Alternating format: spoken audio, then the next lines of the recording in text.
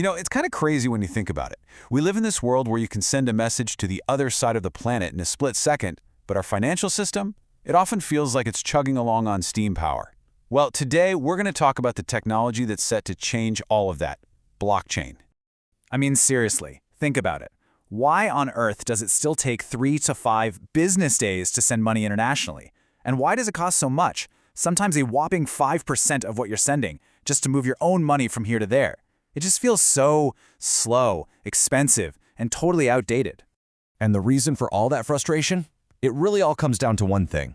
Our entire traditional system is built around central gatekeepers, like banks. Every single transaction has to go through them for approval, for processing, and that just creates these massive bottlenecks. A simple payment can get stuck for days just waiting to settle, and the whole setup adds costs and creates single points of failure. But what if there was another way? A completely different way? A technology designed from the ground up to be direct, to be secure, and to be crazy efficient. This, my friends, is where blockchain makes its grand entrance. And it's so much more than a buzzword. It's a total rethink of how we move value around. Okay, so at its core, blockchain is a type of what's called distributed ledger technology, or DLT. Now, the best way to get your head around this is to just picture a shared digital notebook. Instead of one bank holding the one and only master copy of all the transactions, imagine everyone in the network has their own identical, perfectly synced copy. No single person, no single company owns it. And that right there, that changes everything. What we're seeing here is a huge leap in what the internet can even do. The first era of the internet, you could call it FinTech 1.0, was all about swapping information. Sending an email, looking at a website.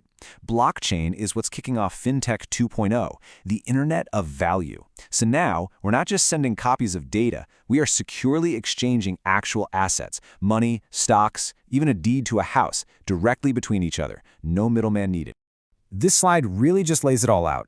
On the left, you've got the old world, this centralized ledger. One bank, one master copy, they're in charge. On the right, you've got the new world, a distributed ledger. Lots of people, lots of identical, synced copies. This isn't just a small technical tweak, it's a massive shift from trusting a single company to trusting a shared system that's built on pure mathematics. And this technology has been moving at light speed. I mean, back in 2008, blockchain 1.0 was basically just Bitcoin, a simple digital currency. But then you fast forward to 2020, and with blockchain 2.0, we get things like smart contracts, which are basically just agreements that automatically execute themselves, and digital identity. And now, with blockchain 3.0, we're looking at really complex financial tools and even central banks getting into the game with their own digital currencies. The pace is just wow. All right, so we've got the theory down.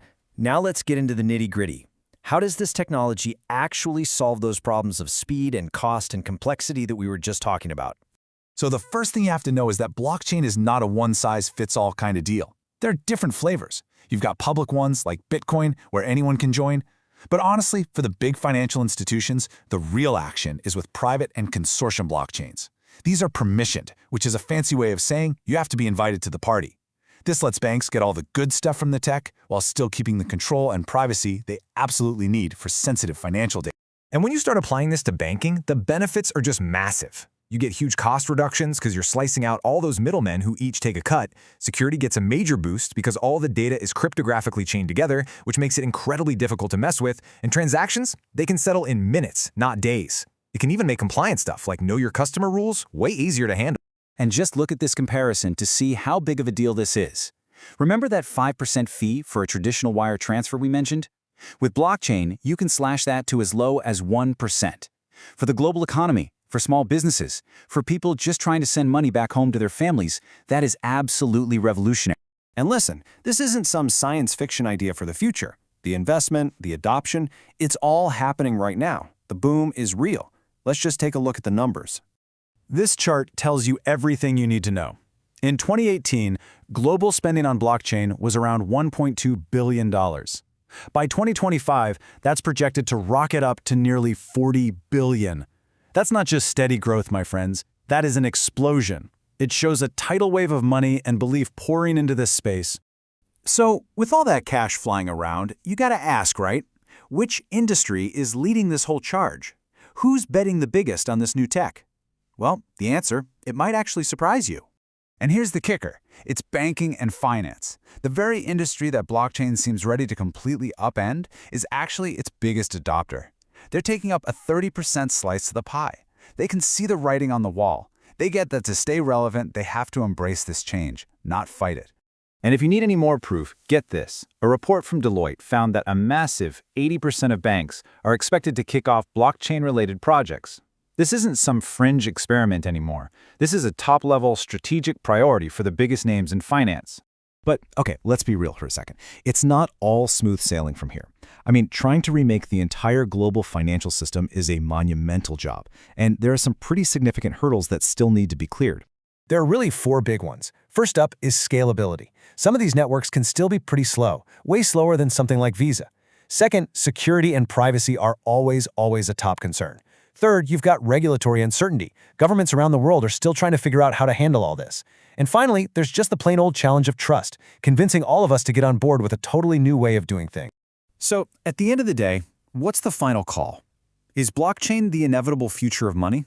A technology that's going to redefine finance as we know it? Or is it a really promising, but maybe overhyped, experiment that's just not quite ready for prime time?